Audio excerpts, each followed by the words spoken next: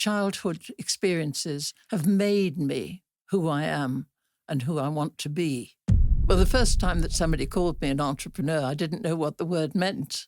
I'd been sick and tired of being patronised as a Jew. I was sick and tired of being patronised as a woman. Hi, everyone, and welcome to this episode of the podcast in partnership with Najahi Events with the incredible Dame Stephanie Shirley. Let me just give you a little bit of a bio on this incredible human being. She's a businesswoman, a technology pioneer, and a philanthropist. Currently, she's aged 89, so she's in her 90th year. She had a long career championing women in the workplace. She was born in Germany and arrived in England when she was 5 years old as an unaccompanied child refugee at the start of the Second World War. She was determined to lead a life worth saving. In 1962, she started a software business from her dining table, which grew to employ 8,500 people and was ultimately valued at $3 billion. In the beginning of her career, she used the pen name Steve to ensure she was taken seriously by her male counterparts. She pioneered empowering women in the workplace by allowing them to work from home, something unheard of in the 1960s.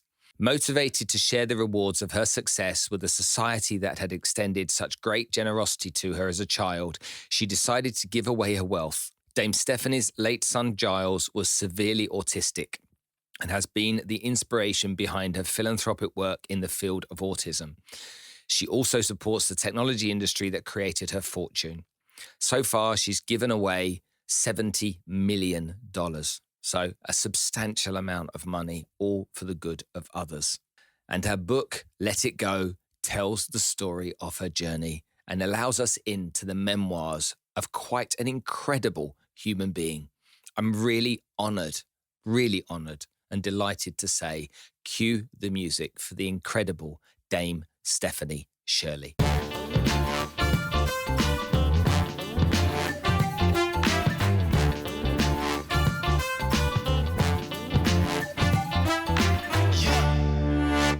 And lastly, thank you to Najahi Events, who have been sponsoring us now on the podcast for over a year.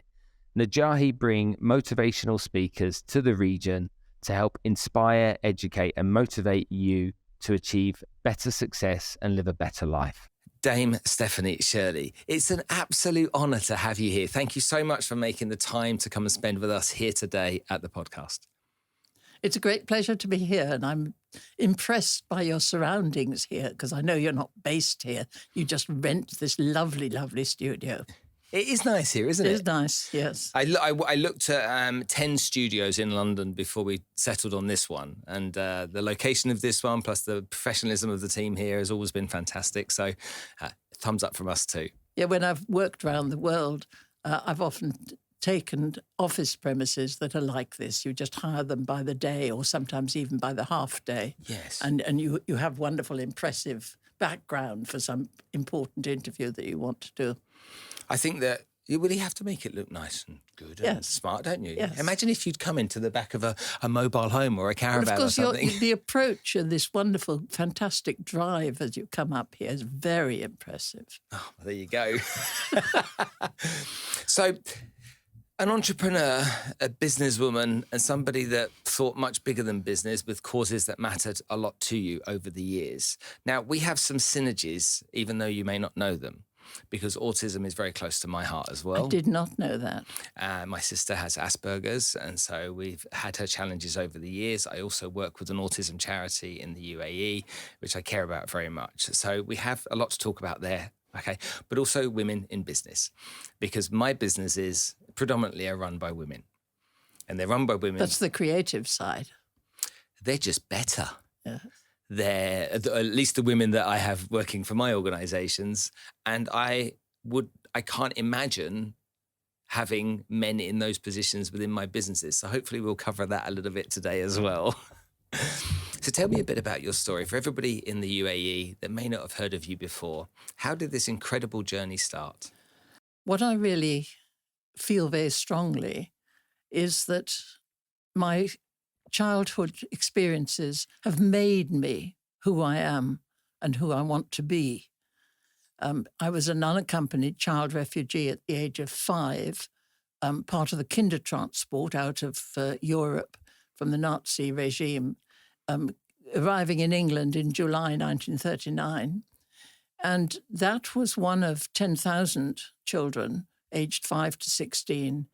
We travelled on trains with about 1,000 children on a train with just 2 adults. So you can imagine the sort of bedlam. It was organised in that we all had labels round our necks so that we got to the right foster parents when we eventually arrived. And I was very lucky. I was fostered by a lovely, loving couple in the Midlands of England and had a very good childhood with them. But that start has made me absolutely resilient to change. Nothing that can happen it compares in gravity with the change when I went to a new country, new parents, new food, new language, new everything. And the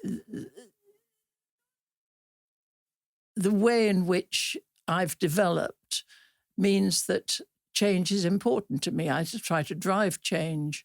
I'm in the computing industry, or was in the computing industry, and that is always changing. And nothing, I don't keep up to date anymore, really. But the other thing it made me realize that when I arrived in England, a lot of people said to me, rather foolishly, I think, to a 6-year-old, aren't you lucky to be saved? Aren't you lucky to be saved? And indeed I was. But the fact remains that it's not a healthy thing to say to a young child. And it left me with this need to justify my own existence, the fact that I was changed, I was saved, and 1.5 million children died at that time. Oh dear, it was a difficult time. It also made me into a patriot. I mean, I love England with a passion that perhaps only someone who had lost their human rights can feel. And so those 2.5 days from Vienna to Liverpool Street Station in London have made the whole of my life. And Spencer, that is as strong today and active as it has ever been. I still feel I don't fritter my time away. I do something worthwhile each day. And I need to feel that my life has meaning, and it has given me meaning, actually. I'm now a very happy person. When you look back, lots of people have experienced some form of trauma in their life, and that trauma has given them a kind of a catapult to go forward and do something to push against it. So something simple like, I experienced bullying at school. And these 2 boys at school, Justin Zimmerman and Paul Fowler, look, I remember them. Yes. Yeah, exactly. Blonde-haired Justin, Paul had red hair, okay, were bullies, and they were mean to me. And for 25 years, everything I did that'll show them. Exactly. Everything. And so I look at that situation, and I'm extremely grateful to them for this day for allowing that to happen to my life. But that means that's because you've thrived. You haven't let it get you down, because it could actually ruin your whole life. Of course, I agree. It worked for me. But when people said that you were lucky, and that feeling that it gave you, did you feel like you had something to prove? Indeed, I did. I mean, I just have to prove that my place in the world is for me. There is room for me, that I was worth saving. And, people ask this classic question about what would you have on your tombstone if we still had tombstones. And I always sort of say she was worth saving. And that's still, at 89, so 85 years later, still pretty strong. That's awesome. Okay. Now, you've got a loving family, so you've got some support after you've settled here. These people care about you. Did you get to a place with them when you really thought they were your family? Or was there never a time that you thought they really are my family? No, I knew my birth parents were alive, and we were in contact at some stage. But I am their child in all but birth. And I looked after them in their old age, and I loved them dearly, and I still miss uncle in particular. They were an interesting couple, quite conventional, so most unusual that they should offer to foster 2 Jewish children, because my sister was with me. And I was lucky that she was with me all the time. She was older than I was, so she had the responsibility for me. But Auntie and Uncle were... Auntie was a bit of a flibbity-gibbet. Uncle was in business, called the managing director in those days, of a small engineering company in which he'd started as an apprentice. Often wonder, did something rub off on me? Because my birth family certainly were not in business at all. And I think maybe it did, but I was not conscious of it. Uncle never spoke about work when he came home, but it obviously was important to him, and he obviously enjoyed it. And that's something that I've picked up. I love my work. To me, it's what I want to do. There's nothing that compares as that I want to do more than work. And other people look at that and sort of say, well, workaholic is unfashionable these days. You're supposed to have work-life balance. Well, I've never had work-life balance. Have you? No. No. I don't even know what it means. When people talk about it, it seems a little bit gobbledygook to me. But when you think back, there's the Second World War has taken place. Everyone has essentially sleeves rolled up for the war effort. So that time, people were all working really hard. Then the war ends. Was there a period of time after the Second World War where people started to think about living life a bit more calmly? Not at the time, no. It was still quite tough. I mean, we had rationing. Excuse me. We had rationing for quite a few years after the end of the war, and Europe was decimated. I mean, my father was working in Germany, so I went back to Germany several times, and it looks like Ukraine looks in the pictures that we see. It was all the infrastructure had gone, no water, no electricity, no gas, no power, no food. It was made quite an impression on me. I was there as the family of American soldier, and I was one of the haves rather than the have-nots. And I always remember that feeling when you were the one that had. And I think it gave me this feeling that you have to share what you've got. It's not enough just to make yourself comfortable and eat and drink and sleep. I think some of my moral compass comes from those experiences, which were in my teens. You've had an extraordinary life in business, and you've made some unusual decisions, should we say, along the way. And those unusual decisions for great reasons, but unusual decisions. And for me, when I've explained who you are to the last 25, 30 people that I've spoken to you about you over the course of the last 2 or 3 weeks, if we've been organizing you to come on the show, I explain briefly who you are. And one of the parts that I explain is that you built a company, created enormous wealth, and decided to give it away. And the response to me saying that to everybody is along the lines of, why would you do that? And I was really interested. Why would you not do that? Oh, don't. We're going to be on the same page shortly.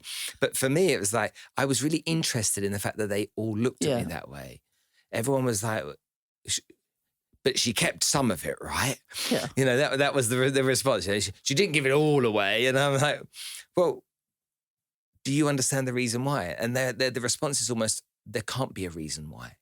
How extraordinary. Yes. And so that for me is fascinating as part of your journey. I think the motivation of people going into business is very often financial, and it's not a good motivation. I think you need far more than the desire to make some wealth or to get out of poverty, even if it's not wealthy. I knew that education was the only way out of poverty, and I love to learn. I love to do new things. I love to make new things happen. And business actually suited me very well. But it was very modest. And you talk about the hockey stick progression, but it was 25 years before we paid a dividend. 25 years, these long time scales. And most of the things that I've done have taken 13 years, 11 years, 17 years, in parallel, obviously, because that's another thing that I think entrepreneurs do. We have several aims simultaneously. So at one time, I was really aiming to make some money. I was also aiming to act as a role model for women, to enter into a computer field where software was given away free with the hardware and actually make a business out of something that was free. People laughed at me, and I'm quite proud. I don't like being laughed at. I'm conscious that I'm so very different to most business people that I know. There is a small group of people that I've got to know over the years, and we all know each other because we have slightly different compasses that we're driving the business by. In my case, it was very much something for women. I'd been sick and tired of being patronized as a Jew. I was sick and tired of being patronized as a woman, and eventually decided I was going to set up a company that was the sort of company that I would like to work with, the sort of company that other women would like to work with. Okay, well, I'll make it all for women. And for 13 years, it was predominantly women. There were no men recruited. One or two crept in unnoticed, unannounced. And it was a campaign to show that women were equal to men. This was at a time when women were not allowed, for example, to serve on the stock exchange, not allowed in the army, not allowed to drive a bus, fly an aeroplane. I wasn't even able to open my company's bank account without my husband's authorization. And, this was 1962, goes back a bit. But I've enjoyed my business life, and I've changed a lot over the years, and I look back at some of the things that I did and think, what was I thinking of? But they were all very innovative. We moved payroll to purchase ledger, for example. Mm-hmm. We had everybody working from home, so our fixed costs were down. We geared payments to our consultants to payments from the customers. All this sort of gearing, these were all new things that I dreamt up myself. Maybe I saw somebody else doing it. If I see a good idea, I will pick it up. I want that. I want to do that. I can do that. Some people call it matching. Some people call it stealing. I don't care. If it's a good idea, it's a good idea. It's a good idea. It's a good idea. Take me back a little bit, because there's an entrepreneur in you, and everything you're explaining here shows a creativity, that you're pioneering different things. I mean, I must think that you wanted to set a business up for women that supported women. It's a big back start. In those. That's at a time where that just didn't happen. Yeah. You must have ruffled a few feathers. So what I want to try and understand is how you started to think like that. What it was that got you to really start focusing on these areas, because you're a young lady. You're going through your teenage years. You're not an entrepreneur at that point. Okay, becoming an entrepreneur is a brave and courageous thing to do today. Well, the first time that somebody called me an entrepreneur, I didn't know what the word meant. I thought they were being rude about something, But I had that resilience that comes from my childhood, and I think that helps very much, because so many things go wrong and you've got to adapt and modify the whole time. You can never really sit back. I can remember one Christmas saying to family, friends, the company's she was my company secretary. It wasn't just a friendship. We're going now. We're beginning to fly. And by January, I'd got a breakaway group, and the whole thing was going down the tubes unless I did something fairly radical. So it's been up and down. It's a roller coaster, really. What happened when the legislation meant that it became illegal to employ only women, or even have positive discrimination for women. Then the men started coming in, and people always ask, what was that like? Well, the first few were coming in for all the wrong reasons, and were not very successful. But we eventually found we attracted people of both genders who wanted to work in a collegiate way, who liked to work in teams, who were not elbowing each other aside all the time, and were learning from each other. And so I think the company as a whole became entrepreneurial. It was difficult at times to sort of hold it back and stop it dashing off in all directions, because I have learned that focus is so, so important. And I don't naturally focus. As soon as something started, I would really like to back away. And as an entrepreneur, you have to sort of stick with it and get it operational. It's very, people muddle up creativity and innovation. Creativity, it's quite easy to think of a new idea. But to make it into something commercially viable, that really is quite a different role and quite different skills. I wanted at one time to go we didn't have MBAs in Britain at the time. So I wanted to go to America to go and take an MBA, because that's obviously what I needed to give myself confidence in business. But I discovered that they only took women in pairs. No. That was Harvard Business School at that time. It goes back a bit. I mean, it's a long time ago now. I've been in business 60 years. That's fascinating when you think about that, isn't it? These things that were just the norm all those years ago, right. that people didn't think twice. Women in pairs. So you could go with your sister or your best friend. Well, you could go, or two students together. I think they were going to share rooms or something like that. Okay. Something probably very practical. But it just put me off. I thought, Why did you choose computing? Well, I was going to be the world's greatest mathematician. I was introduced to mathematics or arithmetic in primary school and loved it, and then had to struggle to be taught mathematics because unisex schools that I attended just were not used to teaching science to girls. I think the only science thought respectable was botany. So I struggled to get mathematics, and started off as a maths degree, but I soon realized that I hadn't got it in me, in fact, to be a great mathematician that was going to solve Fermat's last theorem, which is where I'd set my target on. It took another 40 years to solve that theorem. And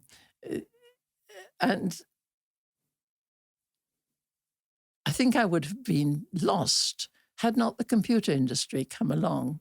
And so suddenly I switched from trying to be an incompetent mathematician to actually moving into the computing industry. It was new. It was brand new. There weren't many women around, but so what? It didn't matter. It was all novel and interesting. And it's there that I was able to make some impact. And when you first looked at that as an industry, most people at the beginning of that era wouldn't have picked it up and gone, right, there's an opportunity. And most people would have said, typically, that won't work, or that won't be of any great value, or we're good enough with our paper ledgers as it is. So, well, I was the funder of the Oxford Internet Institute, which was it was 2001, which was at a time when the internet was. People wondered whether it was here to stay. Yeah. I mean, now it's just so different. So you get into this computer industry, you see the opportunity, you're like, right, there's an opportunity here. I'm going to get into that, and that's how I'm going to build a business. Were you really interested in computers, or were you more interested in business and computers were the commodity? I was interested in computers. How wonderful to be paid so well or earn so well from something as interesting as writing software. I just loved it. And I would still be attracted, I think, to that sort of detailed, creative, dynamic industry where what I'm doing today is out of date already tomorrow. And we're so lucky if we're in that sort of situation. As with media, we all are. It's moving so quickly. So quickly. Scary. The AI, which is, the new one we're half a champion in and half a terrified of. And, that's evolving in over days, isn't it? Yes. Very quickly as well. Okay. So an entrepreneur is somebody that starts a business and grows the business. Your excitement was to get in there, get it set up and get going and move away. Is that? I would always choose to move away once it was established. But it took me 25 years to leave my company. But I did eventually get out very happily. But why did it take 25? If your theory was get in there, get it set up, get the right people in, clearly you're adept at getting the right people into business and stepping away. Why did then that take 25 years for you to find a way to move out? Well, I obviously wasn't as clever as you give me credit for. The fact is that I had no capital at all to start with. And it took me a long time to discover what running a business really meant. I mean, I hadn't got the basics of... I can remember the sort of records I kept in the first couple of years using a notebook. And on one side, going forward, I put in all the money that we'd earned. And on reversing it, on the reverse side, I'd put in all the money that we'd spent. And then I expected the accountants to sort of sort it out at the end of the year. And I mean, they were shocked and horrified because it was already getting quite voluminous. But I mean, I was absolutely green and it took me a long, long time. I was scared of the money boys because I didn't want it to become a profit-driven or profit-motivated organization. I wanted this campaign for women to show that we could really be up with the best of them. And that took some time to make those adjustments. I became a competent manager, never a brilliant manager. I'm a good director. I'm full of ideas. I'm strong on strategy. And I've got some experience now. I served as non-executive director on several companies, and you learn a lot by doing that. But the sheer slog of taking the company from one size to another was a very slow burn. I say 25 years before we paid a dividend, but Microsoft took 10 years. So it's quality companies can take time. I think listening to what you've said about 25 years, the first response to people listening and for you guys watching at home right now is that, wow, that's a long time. But now you slip in, it took 10 years for Microsoft to make a profit. Is it such a long time when you think about it? Is it all about turning a business very quickly within 36 months into profit and dividend, and which so many people seem to think is what you need to be doing? That is the norm nowadays, that people raise money very early and so have to start doing their quarterly returns and stuff like that. And I didn't want to get involved with the company really once it floated on the main stock exchange. It had a successful float, but the sheer way in which the company had to be driven thereafter with, as I say, these quarterly results all the time was not for me. And what I've done is taken my entrepreneurism into the not-for-profit sector. And I call myself a venture philanthropist, because it's not just that I'm giving to charities, but I'm creating charities. I see a problem. I see something that I think I could help with, and will create a team or an entity. I've started about 7 different entities of one sort, 3 main charities, one charity that failed. Well, it didn't fail, but it closed after about 7 years. And you've got to think long term, think of what's this going to mean to the children of the people that I'm working with today. And I try to be a good person and do good. I think all entrepreneurs who move into philanthropy have the same sort of thing. We're trying to make the world a fairer place. It's a massive aim and a minuscule impact on it, but that's what we do. What does happiness mean to you? Well, I said I'm very happy now. I went through survivor guilt, which I've hinted at before, and was mentally ill for a whole year.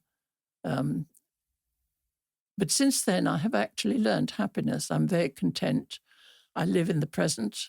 I don't wish I was somebody else. I don't wish I were somewhere else. I just enjoy life to the full. And to me, that's having a purpose to my life, of having it full of meaningful activity. I don't have any religion, but I do lead a spiritual life, I think. I try to concentrate on the things that matter, nature, love, friendship, music, animals. And it gives me an enormous satisfaction when I achieve something that makes a difference in those areas. And it's mainly in autism, of course, that I've made a big impact. We'll talk about that in a minute. Let me just go back a couple of steps here. You build a business for women. You're an entrepreneur. You've focused on growing that organization. You've focused on changing the status quo, empowering women as well. Were you, as you were going through that journey, did you live in the moment then? Were you mission-driven and purpose-driven? And was it always about the outcome, the goal that you were trying to achieve? Or was it about everyone really enjoying being part of the journey every day? I think I was focused on the goals, but was delighted to see that other people were enjoying the journey. There were whole years when I didn't enjoy the journey myself, but you then have a responsibility to a company. You can't just sort of walk away from it, and you can't really leave it until you've got your succession sorted out. Succession, for instance, took me 11 years, three serious attempts to get somebody in to run it, because it was so different and so feminine oriented. Of course, yeah, it was such a different type of organisation. Different type of organisation. So 11 years for you to step away, essentially, and allow somebody... Yes. 11 years? Yeah. And has that got anything to do with your incredibly high standards, do you think? No, some of it was chance. I mean, the first appointee was an internal appointee, and she became ill and since died. The second one was, again, internal. And that was quite successful, except that she was running it just like I did, as a sort of spider in the middle of a web, which she was controlling very well. She was very good on costing. But it wasn't what the company needed. And the third time I went to headhunters and got an excellent woman in who was absolutely splendid. Sadly, she also went ill on the job and handed over. But that's a long time to get succession in. Let's talk about autism. Something happened in my life in 2012. First of all, I have a sister, Louise, who has Asperger's, and so I was fortunate enough to be able to grow up in an environment where she was around me all of the time and understood the challenges that she went through. I then go into business and I pursue business goals and success and find great satisfaction out of doing that for a period of time. And then there came to a point where those goals started to lose their meaning because other things had started to present themselves to me that just mattered more. And so... Sorry. So I made a documentary on human trafficking where I follow the journey of three heroes, three ladies that stood up to their oppressors or wanted to solve a problem and went on to do remarkable things. The beneficiaries, the children of this remarkable work these ladies did, had such an imprint on my heart. It was quite something that you would choose to do that rather than shy away from it. Yeah. But these kids have had such an impact on my heart that I see lots of stuff that I found great meaning in my early years as having such little meaning now when there's so many more kind of like important things to focus on. And so it's changed how I think about the world. You know, you took a number of years for succession. I took a period of time, and then my businesses have been handed over. And I care more every day from two really important perspectives. Number one, these kids need help and they need support, and I care about that. But number two, gratitude was something that I used to laugh at. It wasn't something I consciously sat down and said, I need to focus on being grateful, until I needed to be grateful to deal with my mental health challenges. The suffering of these kids and the joy that they bring to me whenever I'm with them are like an injection in my arm. But then, and this is it. It is so joyful to be with them. It's the greatest drug on the planet. I have a week. I see them every weekend. We go for something to eat, a cup of tea, whatever, and I'm with them. That goes in my arm. And then for the rest of the week, I'm fire charged. And that gratitude I have really matters to me, okay? And I'm very grateful that, and it's like everything else, not everything else, but many other things are just so insignificant. Gratitude is a difficult emotion, in that I work very hard so that the beneficiaries of my giving do not feel gratitude to me. It's a balanced relationship. And when I get that right, again, there's so much joy in seeing what you've done, but nobody is in the red. Yeah, I understand that. Their gratitude towards me, I never think about. No. My gratitude towards them for allowing me to be part of their world, and for me to just be able to do what I do is it makes me very emotional, because and those emotions that I get, a deep, meaningful emotions, whereas the emotions that I experienced before in business didn't have the same. One is always developing. I mean, the things that you did yesterday look so trivial, so simple. Very well put. So tell me how autism has played a role in your life, and the work that you've done to help and develop what has happened to people that have been suffering from autism over the years. Well, my work from autism stems entirely from the fact that our only child turned out to be autistic and learning disabled, and lost his speech at the age of about 2.5. So he lost the little speech that he had, and over a period of days, maybe a week, turned into a wild, unmanageable toddler. And it went on from there, just worse and worse, I suppose. When he was 13, I broke down. I couldn't manage anymore. He went into hospital, an asylum really, and I went to hospital for a year. So when I came out,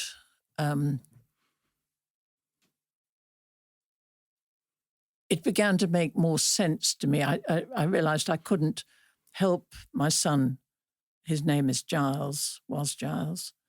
I couldn't help Giles by looking after him anymore, but what were the other things that I could do? And so I started a charity that pioneers good services for autistic adults. Giles was the first resident in the first home of that first charity. And that seemed to me very appropriate. I feel very good about that. I feel very sentimental. Not very sentimental. I feel sentimental about that charity because I've been in there so close. I chaired it for many years, and then backed off from that. And after he died, I walked away completely effectively. I still help them from time to time.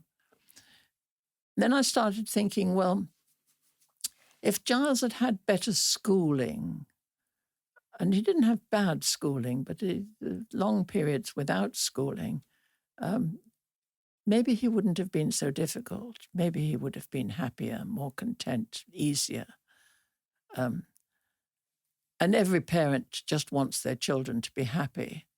So that happiness aim is quite a significant one. So I set up a school, and that took me 5 years. And again, I stayed with it until it was sustainable, managerially and financially independent of me. And then I walked away. And now I happen to be going there next week, but I haven't been this year. So it's month 6. We're in June.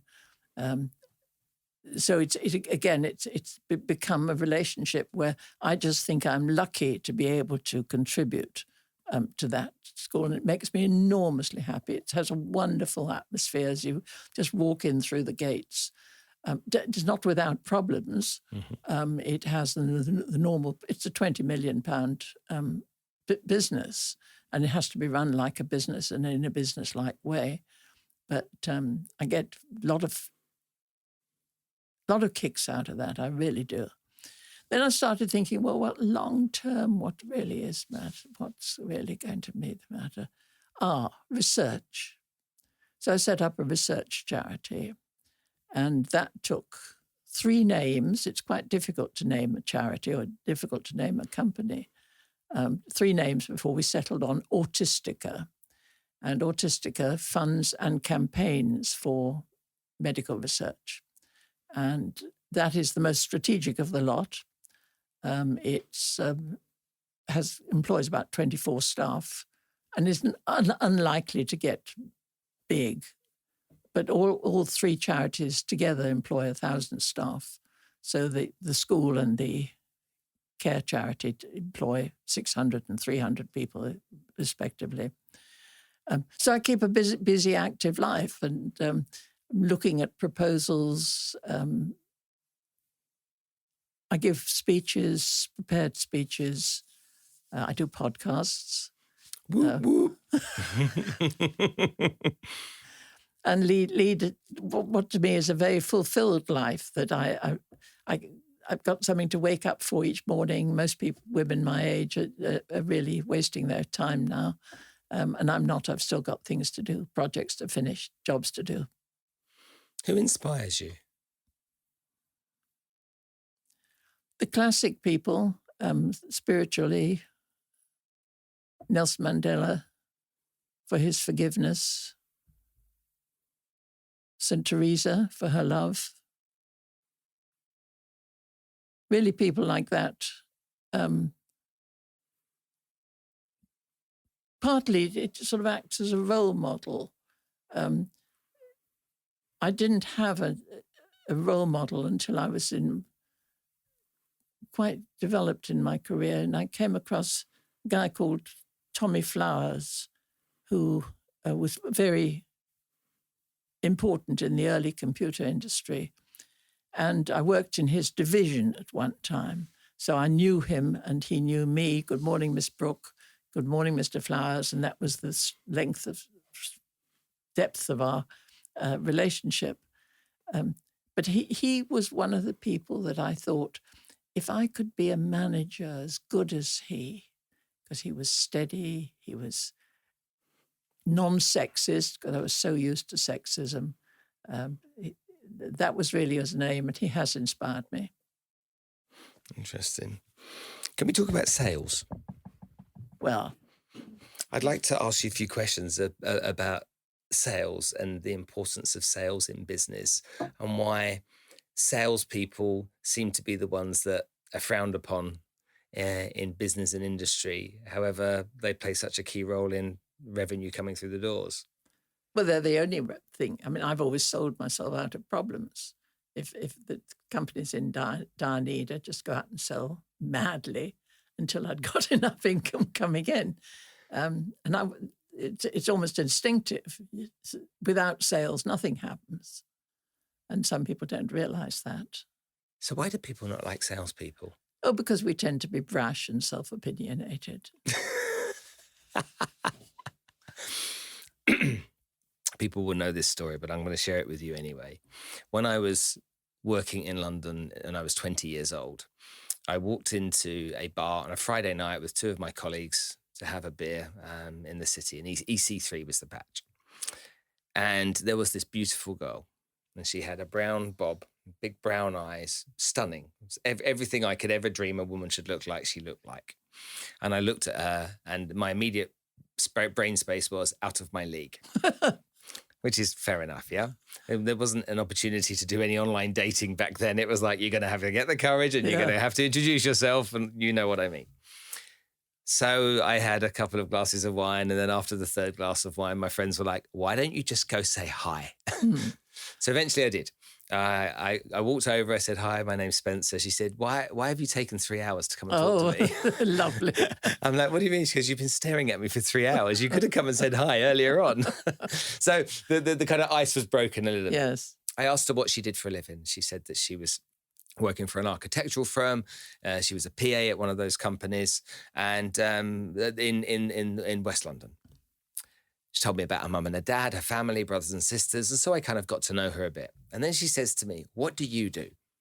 I said, I'm a salesman. That was a very similar response. So she went, oh, a salesman. Yes. They do have a bad reputation. Yeah. Don't they? I said, well, what were you looking for? She said, I don't know, an investment banker, an engineer, a doctor, somebody, a pilot, somebody. And I'm like, somebody? The sales at all starts. And in that moment, I was offended. And so I said the following. And her name's Sarah Newton, and I'll never forget her. She had an impact on my life. We dated for 2 years. Yes. And so she came into my life. Anyway, I said to her, you work for this architectural firm. I said, does your company need clients? She said, well, of course. I said, are there people in the company that go and find those clients for the business? She's like, yeah.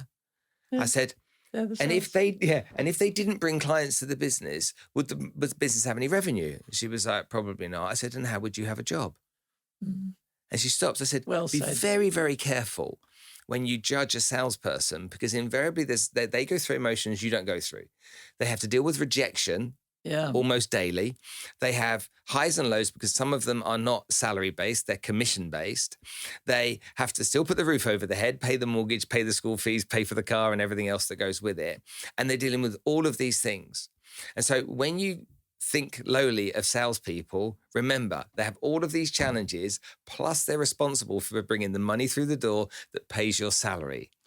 Now, what do you think about salespeople? And what was her response? Point taken. Well, and so in that moment, though, I got to this place in my brain where I was like, we need to defend and promote and encourage what the value of being a great salesperson is. And yes, of course, some of them are brash and some of them are bad, but there's bad lawyers, there's bad doctors, there's bad in every industry, or every profession, sorry. So, maybe they don't make good husband material. Ooh, what makes you say that? Because they're traveling, they're away, they're staying in hotels, they're subject to temptation. Ooh, okay. Not all salespeople travel. I was working in the city. My patch was EC3. You could walk around the patch. I wasn't allowed even to cross the road to EC2 or EC4. No. It was like that was my territory. Banks, insurance companies, that was my territory. But anyway, yeah. So I just wanted to thank you for giving me the support on that. Okay, Dame Stephanie Shirley supports salespeople. Yes. A couple of questions before we finish. You've had this incredible career, and you've worked from what I've taken from this conversation, a point to prove, but somebody that's gone out and you've pioneered in such an extremely strong way that resistance you must have got along the way from various different people. Did it make you kind of like more stubborn? I'm going to prove you wrong no matter what from those people that push back against you? Or did you have empathy for them because they just didn't understand? No, it made me more stubborn. You hit it on the nail on the head. I was determined to prove myself, determined to show them wrong, determined to fight for other women, because after a bit I had it quite easy because I was reasonably successful and people respected that. But other women, I mean, I still work quite a lot with women's organizations, getting women into Women in the City, women in technology. I started Women in Technology about 30 years ago. Just organizations to help with the training of women to get them into the computing industry. At the moment, I'm funding a small project for the Wykowska charity in Poland. And that the first cohort was 10 women. The second cohort is 23. And that's teaching Ukraine refugees to program and learn to provide computer services from home. So it's a wonderful way to train migrant women. And I get enormous satisfaction out of a small project like that. My biggest project was, 30 million, which was the school. But the Wykowskas, you just feel it's appropriate. It's to do with refugees. It's Ukraine. It's topical. How could I say no when they asked for support? Are you one of these people that, when it comes to these types of projects, are ruled by your heart? Oh, of course I am. And you're such it's almost like you're a sucker. Press the right buttons. And once people keep them guarded, but once people have found those buttons, then they know how to work you. Well, a lot of people approach me for learning disability. And at one time, autism was indistinguishable from learning disability. That was how it was. But that's not the case now. And I know that they're always trying to get me interested in things like that. I'm doing another project at the National Museum of Computing, which is, again, for autism. It doesn't sound very pioneering because what I decided to do in my charities was to concentrate on pioneering stuff, not more of the same, no matter how worthy it might be. Strategic, something that if it succeeded, and not all projects succeed, but if it succeeded, would make a real difference in time. I sort of stuck to that pretty firmly. So now I support quite a lot of information technology stuff, autism, little bit on refugees. For example, the German government has paid restitution to Kindertransportees like me, and has made 3 payments in the last 10 years. I'm no longer in need, so I pass those payments straight through to a charity called Safe Passage, which looks after today's European child refugees. To me, that's always very appropriate. That's where the money should go. It's right and proper. And I like this feeling of getting it right, of it's right and proper. I know the difference between right and wrong, and it drives my life quite strongly. The learning I had around money was pursuing money. Once you had enough, you didn't really need any more. And it was only an ego play unless you put it to good use. Yeah, that's a nice way of putting it. Okay, good. So we're on the same page. I don't need any more money.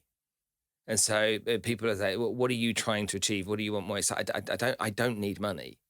And so, but what changed for me is where I would spend money on stuff or something. Yeah. I now have such a worthy cause over here with these children that have been trafficked. I don't want to spend money on that because I want to give it to the charity. I'm going to tell you something. This is really ridiculous. Okay, I have always had a new car every year or every couple of years. Okay, the car I have right now, I've had for 10 years. And my wife is like, please, can you get a new car? Yeah. And so I'm like, but my car's fine. She's like, it's 10 years old. It's done 200,000 kilometers. Go and buy a new car. Every time I go anywhere near a car dealership, or I'm like, yeah, but that money could be spent on the. Yes. It's like, I don't need it. Mm-hmm. And then I talk to my car and I'm like, come on, boy, we've got some more time together, you know. I do that quite often. And it's just like, the purpose of money is not to continually consume. Okay. I think the consumer society really is not evil, that's not the right word, but it's obscene. Do you know how much handbags cost? I have design. I went to one in Bond window, saw a lovely red handbag in Bond Street and went in and said, I'd like that handbag in the window. How much is it? And it was hundreds of pounds. No, thank you. And it's interesting, people that my wife comes from a very wealthy family, and they're that eases things for you. No, it doesn't actually. It makes it worse. So she's from Uzbekistan. She's Armenian, and her grandfather was the guy that took Pepsi Cola to the Soviet Union in the 70s. So the family made a lot of money, very successful, a lot of money. Yeah, your kind of territory, and so she's been brought up in an environment where everything's possible. Allowances, benefits, gifts, whatever it might be. And so she's never struggled and fought for anything. But she misses a lot of pleasure. But doesn't understand that, because she pushes back against where I'm demonstrating the real joy in life is coming from, because she's so indoctrinated into this consumer culture behavior that she doesn't know any different. And again, she'll go and buy something. I'm like, how much was that? She's like, none of your business. I don't know, but how much was it? And she'll buy a handbag, and you say hundreds, I say thousands.